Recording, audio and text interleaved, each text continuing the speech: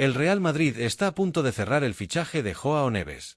Su llegada prácticamente marca un punto de inflexión profundo en la planificación deportiva del club y, al mismo tiempo, abre un escenario completamente nuevo en el centro del campo blanco. Quédate hasta el final porque aquí hay mucho más contexto del que parece a simple vista y todo apunta a que estamos ante una de esas operaciones que pueden redefinir una plantilla durante años. Ya existe un acuerdo avanzado con el jugador y también con su entorno más cercano.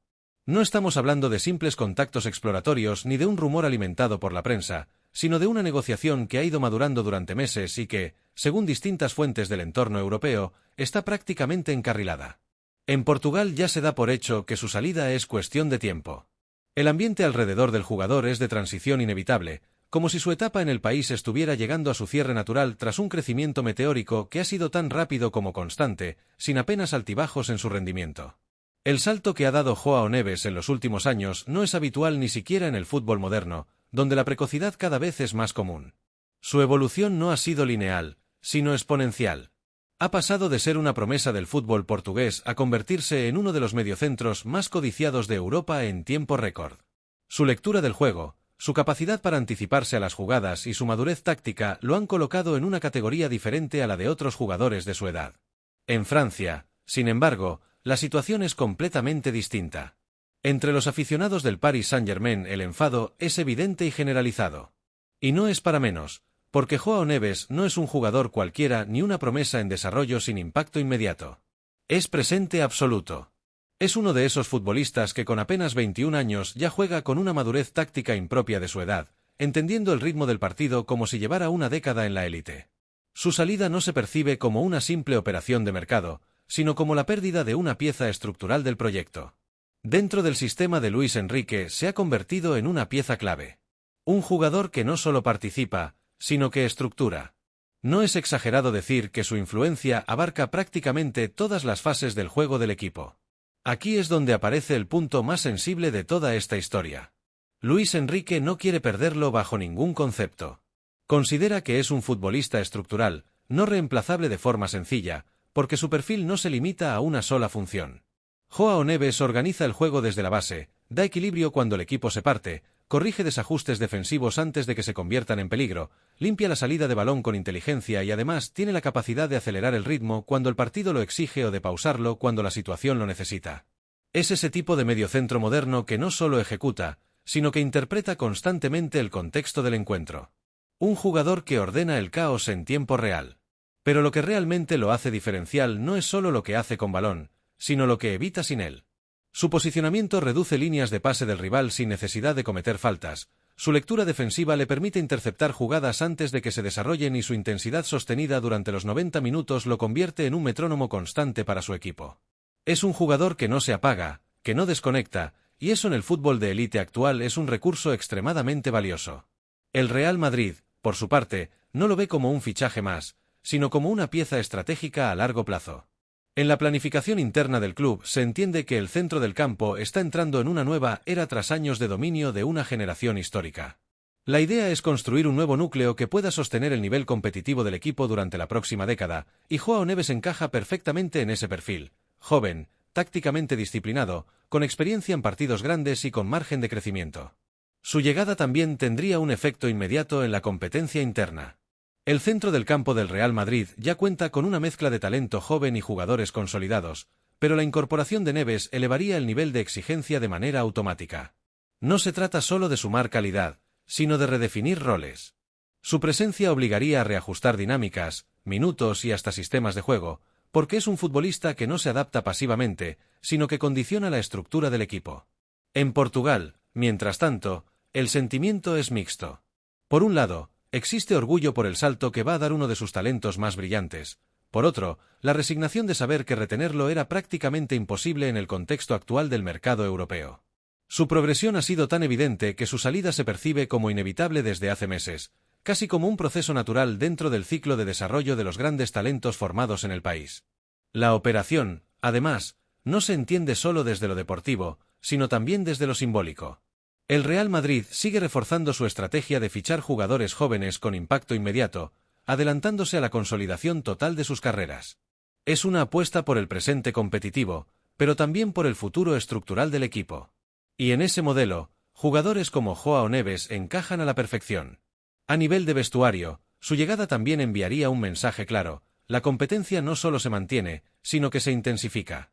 En un equipo donde cada detalle cuenta, la incorporación de un mediocentro con este nivel de lectura táctica puede cambiar la forma en la que se gestionan los partidos grandes, especialmente en Champions, donde el control del centro del campo suele marcar la diferencia entre avanzar o caer eliminado.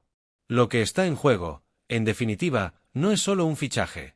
Es una posible redefinición del equilibrio del Real Madrid en los próximos años. Y cuando un club de este nivel se mueve con esta determinación por un jugador tan específico, es porque no lo ve como una oportunidad, sino como una necesidad estratégica. Pero aquí es donde la situación da un giro decisivo, uno de esos puntos de inflexión que cambian por completo la narrativa de un posible traspaso y que obligan a todos los actores implicados a replantearse sus movimientos con una perspectiva mucho más estratégica. El propio futbolista, según las informaciones que han trascendido en el entorno más cercano a la operación, ya habría comunicado internamente su intención firme de salir del Paris Saint-Germain en cuanto se abra una ventana de negociación realista. Y no solo eso, sino que su deseo prioritario, casi innegociable a estas alturas, sería vestir la camiseta del Real Madrid. Esta decisión lo cambia absolutamente todo, porque cuando un jugador de este perfil, joven, consolidado y con margen de crecimiento, marca un destino preferente con tanta claridad, el equilibrio de poder entre clubes se altera de forma significativa. Ya no se trata únicamente de cifras astronómicas, de variables contractuales complejas o de bonus por rendimiento. El foco se desplaza hacia un terreno mucho más intangible pero igualmente determinante: la voluntad personal del futbolista, el encaje en un proyecto deportivo concreto y la percepción de ambición competitiva a medio y largo plazo.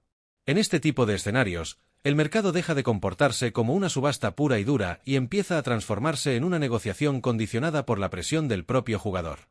Y cuando el Real Madrid entra en esa ecuación con el sí tácito, o incluso explícito, del futbolista, la historia suele encaminarse hacia una dirección bastante reconocible para quienes han seguido el comportamiento histórico del club en operaciones similares. El conjunto blanco, por filosofía institucional y por estructura deportiva, rara vez entra en guerras de desgaste interminables cuando el jugador tiene claro su destino final. En la mayoría de los casos, si las condiciones económicas son razonables y el encaje deportivo es evidente, el desenlace termina produciéndose, aunque pueda tardar más o menos tiempo en formalizarse. Desde el punto de vista estrictamente deportivo, el fichaje de Joao Neves encaja dentro de una lógica muy potente y casi estructural del modelo de plantilla que se ha ido consolidando en el Real Madrid en los últimos años. Se trata de un perfil de centrocampista que no siempre es fácil de encontrar en el mercado, un jugador con una lectura de juego avanzada para su edad, con una madurez táctica poco habitual y con una capacidad notable para interpretar los espacios antes de que estos se generen. No es simplemente un mediocentro que participa en la circulación del balón, es un futbolista que anticipa escenarios, que lee las intenciones del rival con una fracción de segundo de ventaja y que ajusta su posicionamiento de forma casi instintiva. Además, su comportamiento sin balón es una de sus grandes fortalezas. Joao Neves entiende cuándo debe ofrecerse, cuándo debe fijar su posición para dar equilibrio y cuándo es necesario dar un paso adelante para romper líneas de presión. Su toma de decisiones es rápida, generalmente limpia y eficaz, sin adornos innecesarios. En contextos de presión alta no se esconde, no desaparece del juego ni rehúye la responsabilidad, sino que tiende a pedir el balón con naturalidad incluso cuando el entorno es adverso o el rival aprieta con intensidad. Esa personalidad competitiva es, precisamente, uno de los rasgos más valorados en un equipo de élite. En un club como el Real Madrid, donde la exigencia no solo es constante sino también pública y sostenida en el tiempo, ese tipo de cualidades se convierten en un activo de enorme valor. No se trata únicamente de talento técnico, sino de fiabilidad competitiva en escenarios de máxima presión. La idea de su encaje en el centro del campo junto a Jude Bellingham resulta especialmente interesante porque configura un equilibrio casi complementario entre dos perfiles que, aunque jóvenes, ya tienen impacto de élite. Bellingham aporta llegada desde segunda línea, capacidad de ruptura, instinto goleador y un despliegue físico constante que le permite abarcar grandes zonas del campo. Es un jugador que altera partidos en el último tercio, que aparece en momentos decisivos y que tiene una influencia directa en el marcador. Joao Neves, en cambio, representaría el equilibrio estructural del sistema. Sería el orden dentro del caos, el jugador encargado de sostener la base para que los demás puedan asumir riesgos más altos. Su función no sería la de brillar constantemente en el plano estadístico, sino la de garantizar que el equipo nunca pierda la coherencia en fase de transición, que el posicionamiento colectivo se mantenga estable y que las salidas de balón no dependan únicamente de improvisaciones individuales. A esto se suma la presencia de Aurelien Tchouaméni como ancla defensiva, aportando físico, cobertura y capacidad de destrucción en zonas sensibles, y de Federico Valverde, capaz de recorrer metros en todas direcciones, presionar alto, llegar al área rival y corregir situaciones defensivas con una intensidad prácticamente inagotable. El resultado de esta combinación no sería simplemente un centro del campo competitivo, sino una auténtica sala de máquinas de élite, diseñada para dominar partidos desde múltiples registros. Ese centro del campo no se limitaría a competir en igualdad de condiciones con los grandes rivales europeos. Tendría potencial para controlar distintos ritmos de partido, adaptarse a estilos de juego muy variados y sostener una intensidad alta durante los 90 minutos sin perder estructura ni claridad táctica. Podría alternar fases de posesión larga con transiciones rápidas, gestionar ventajas sin hundirse en bloque bajo y competir en escenarios donde el ritmo del encuentro se vuelve caótico. Por eso, dentro de la planificación deportiva del club, una operación de este tipo no se percibe como un fichaje aislado, sino como una inversión estratégica de futuro, pensada para consolidar una estructura de medio campo dominante durante varios años. No es una incorporación circunstancial ni un refuerzo puntual, es una pieza que encaja en una visión de proyecto más amplia, donde el centro del campo vuelve a ser el núcleo del éxito competitivo. Sin embargo, esta incorporación tiene una consecuencia directa que no puede ignorarse, y que introduce un matiz interno de enorme relevancia en la planificación deportiva, el caso de Eduardo Camavinga. Camavinga es un jugador con un talento indiscutible. Ha demostrado calidad, versatilidad y momentos de altísimo nivel en el Real Madrid desde su llegada, alternando actuaciones en el centro del campo e incluso en el lateral izquierdo cuando el equipo lo ha necesitado. Su capacidad para adaptarse a diferentes roles, su energía en la presión y su valentía para asumir responsabilidades en partidos grandes lo han convertido en una pieza valiosa dentro de la plantilla. Pero el fútbol de élite no se sostiene únicamente en el talento. También entran en juego la continuidad, la disciplina táctica, la estabilidad emocional y el encaje dentro de una estructura colectiva que exige precisión, automatismos y una toma de decisiones casi perfecta en cada fase del juego. En los últimos tiempos, su situación dentro del club se ha ido complicando de forma progresiva. No se trata de un único factor aislado, sino de una acumulación de pequeños detalles que, en un entorno tan competitivo como el del Real Madrid, terminan teniendo un impacto considerable. Han aparecido problemas internos de gestión de roles, momentos de desconexión en ciertos partidos y tensiones puntuales en el vestuario derivadas de la alta competencia por minutos. Además, algunas decisiones tácticas del cuerpo técnico no han terminado de favorecer su continuidad en el once titular, lo que ha generado cierta irregularidad en su rendimiento y en su confianza. Todo esto ha provocado una pérdida progresiva de protagonismo en partidos clave. En un club donde cada encuentro es una prueba de exigencia máxima, donde la presión mediática y la exigencia institucional son constantes, ese tipo de dinámicas pueden cambiar completamente el estatus de un jugador en muy poco tiempo. Un futbolista puede pasar de ser considerado imprescindible a ser una pieza rotacional si no logra sostener un nivel alto de forma estable, especialmente en posiciones tan sensibles como el centro del campo. Con un posible cambio de ciclo en la dirección del grupo, tanto a nivel de vestuario como en la planificación deportiva, y con la llegada de nuevas piezas al centro del campo, el escenario para Camavinga se vuelve todavía más competitivo. La competencia interna no solo aumenta, sino que además se vuelve más especializada, perfiles más posicionales, mediocentros con mejor salida de balón o jugadores con mayor capacidad organizativa amenazan con redefinir la jerarquía en esa zona del campo. Y en ese contexto, recuperar su posición como titular indiscutible no será sencillo. En el club existe cierta sensación de que su evolución no ha sido completamente lineal, con picos de rendimiento muy altos pero también con fases de irregularidad, y eso, en un equipo que aspira a la excelencia constante, tiene un peso importante en la toma de decisiones. El Real Madrid, en cualquier caso, no se detiene por ningún jugador. La historia del club ha demostrado una y otra vez que los ciclos individuales están siempre subordinados al proyecto colectivo. Ningún futbolista, por importante que sea, tiene garantizada una posición permanente si el rendimiento global del equipo o la dirección deportiva consideran necesario un cambio de rumbo. En ese sentido, la posible llegada de Joao Neves encaja perfectamente en esa lógica de renovación estructural. No se trata únicamente de una incorporación puntual destinada a reforzar la plantilla, sino de un movimiento estratégico que apunta a redefinir jerarquías, roles y responsabilidades dentro del equipo a medio plazo. En el plano económico, la operación es de enorme magnitud y refleja el tipo de apuesta que el club está dispuesto a hacer por jugadores jóvenes con proyección de élite. Se habla de cifras superiores a los 150 millones de euros, una cantidad que no solo impacta por su volumen, sino también por el mensaje que envía al resto del mercado. El jugador no es una apuesta de futuro lejano, sino una pieza concebida para rendir desde el primer momento. Este tipo de inversiones suelen estar respaldadas por informes técnicos muy detallados, análisis de rendimiento físico, estadístico y mental, además de una evaluación exhaustiva de su capacidad de adaptación a un entorno de máxima presión. El club entiende que no se trata de un gasto aislado, sino de una inversión estratégica en un futbolista llamado a liderar una década de fútbol de élite. En este tipo de operaciones, el coste se interpreta como una apuesta por estabilidad futura, ahorro en reconstrucciones posteriores y consolidación de un bloque competitivo capaz de mantenerse en la élite durante varios años consecutivos. El Paris Saint-Germain, por su parte, intenta resistirse a la operación.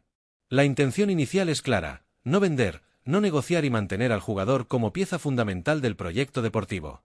Sin embargo, la situación se complica cuando el propio futbolista mantiene una postura firme en su deseo de salir.